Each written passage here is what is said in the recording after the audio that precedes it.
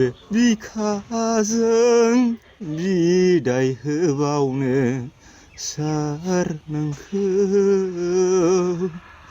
आङो मैया बुंदों आसामनि सासे मन्थ्रिखौ जों दिनै जि सुक्तिखौ खालामगोन बे सुक्तिया जुदि आखरे आखरे पालन जायाबा आं नोंनि न' लांगोनायाव थांना सुइसाइड खालामहैगोन होननानै गोसोआव गाबखाङो दोनहैबो दाबो। हेल' लोगोफोर, नोंथांमोनखौ आंनि JB चेनेलाव बयखौबो बरायना लाबाय। दायो मोनसे भिडिअ लाना फैदों लोगोफोर। नोंथांमोना थाम्बनेल आरो टाइटेलाव नायनानै एसेबाबो बुजिखाबाय जानांगौ नङा होमबा लोगोफोर, आं मानि सायाव भिडिअ लाबोदों। नोंगौ लोगोफोर, थारैनो जोंनि माखासे सिगाङावहाय बुंबोनाय बर'नि खोथा बिटिआर एकर्ड समावहाय मा बुंबोआमोन आरो मा कमिटमेन्ट होबोआमोन नङा होमबा लोगोफोर। दा दिनै बियो गासिबो बिनि बुंनाय बायदि जाफुङाखिसै।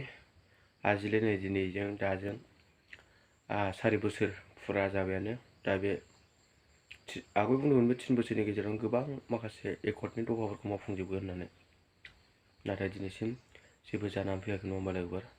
आरो बुंबावदों बियो न'खर साख्रि नङा होमबा लोगोफोर, न'खर साख्रि बेफोरबायदि गोबांथार खोथा बुंदोंमोन बियो। दा दिनै रायजो राजाखौ थगायजोब्बाय बियो गासिबो। दा बिनि सायाव जोंहा रायजो राजा माखासे सोंलु जानानै दङ। दिनैहाय रायजो राजाखौहाय मा खालामनो सानदों। दा गमामायैनो जोंहा बे खोथाखौ लानानैनो नैबे जोंहा मुगानि थान्दै इउटुबार बे बिथाङा दिनैहाय गावनि फेसबुक पेजनि गेजेरजोंहाय गोबांथार खोथा बुंदों। दा गोबांथार खोथायानो जाहैबाय जोंहा प्रमद बर'आ गाव सिगाङाव बुंबोनाय बायदि खोथाखौ लानानै बे बिथाङाबो दिनैहाय माखासे लाजिफोनांनाय जादों प्रमद बर'खौ, बिटिआरनि चिफ बिथांखौहाय। दा बेवहाय लाजिफोनांदों जाहैबाय। मा बुङामोन बेखौ नोंथांमोना खोनासंनानै लादो। नैबे जोंहा मुगानि थान्दै इउटुबार माखासे बुंनाय रावफोरखौ आरोखि ना लोगोफोर।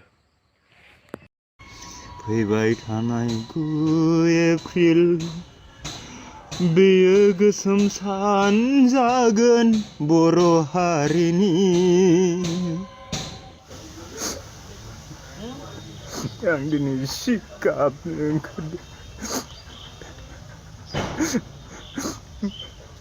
बोरैबा सानफ्लांदोंलै बे फिसारनि खोथाखौ।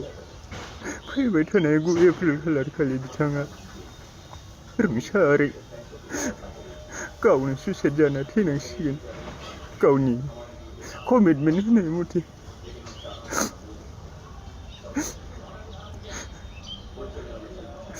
बांसिनै दुखु गोनां बिनि गथ' गथायफोरा मा जानांगौ, बिनि बिसिया मा जानांगौ। गाबनो ओंखारदों दिनै। आबसुआव बिथाङा 11 बोसोर नेतृत्व होनानै बर' हारिखौ नायसंबोबाय। दिनै बिथाङा बिटिआरनि CM, नाथाय गाव खोथा होनाय बायदि बिथाङा गासैबो क्लजेसफोरखौ मावफुंजोबनो हानाय नंला। अब्ला बिथाङा गावनि कमिटमेन्टखौ लाखियोब्लाथ' निसय सुइसाइड जामारथारगोन। गोसोखांना जोबोद गोसो दुखु मोनदों, गाबनो ओंखारदों।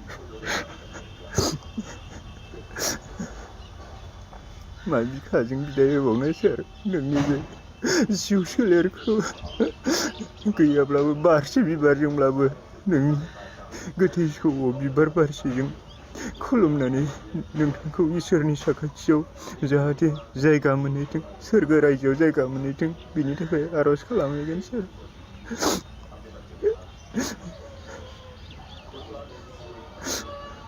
आरो हायोबा सारा जाखिनि क्लजेसफोर दंमोन बेखौ थाबैनो मावफुंदो, समा बांद्राय गैलिया।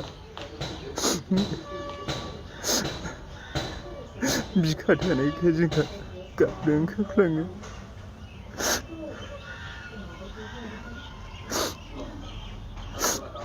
बबे बिखाजों हगार हरबावनांगौ सार नोंखौ 9 एप्रिल खालार खालि।